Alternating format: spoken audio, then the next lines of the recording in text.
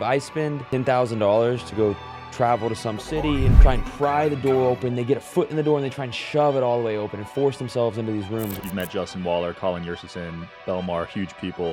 It's stupid as fuck. Like, if the only information that you were consuming is from, Twitter and YouTube, like, this is information that other people have already known anymore. This is no longer, and the only way to get like true, fresh ideas and be ahead of the curve is to something that I think people don't understand, but you would understand this, right? That like literally if I spend $10,000 to go travel to some city and stay in a nice place and meet people, the ROI on those dollars is higher than almost anything else that I could do. Like traveling the world and meeting people will make you significantly wealthier.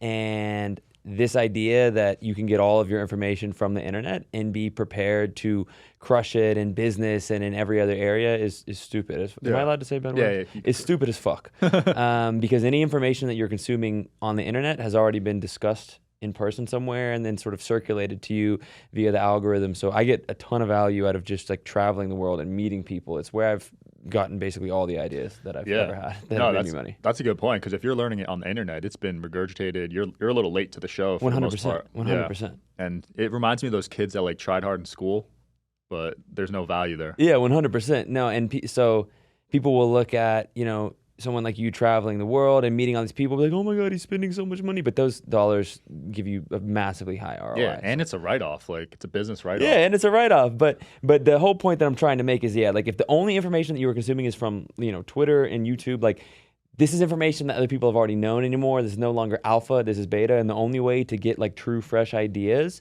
and be ahead of the curve is to travel the world and meet people in real life. Yeah. And your network has been growing like crazy the past year, I'd say, right? Absolutely, yeah. You've met Justin Waller, Colin Yersusin, Belmar, huge people.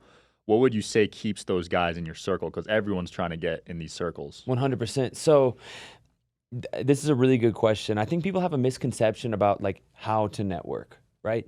So whenever people think of the room that they want to get into with all these people that they want to meet, they think that the way to get into this room is to come up, try and pry the door open, they get a foot in the door and they try and shove it all the way open and force themselves into these rooms, when in reality, the most efficient way to get into these rooms that you want to be in is to walk up to the door, knock on the door, and leave something of value and begin walking away. And if you have left something of enough value to the people in that room, they're going to pick it up and they're going to call you back into that room and they're going to invite you in there.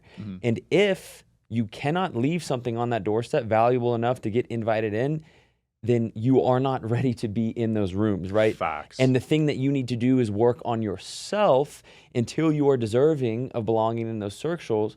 And you can do it faster than you think, right? Like it's not, some terrible hard thing, but people want to do everything other than like, hey, maybe the reason I don't hang out with these people is because I can't provide anything of value to them. You know what I mean? Yeah.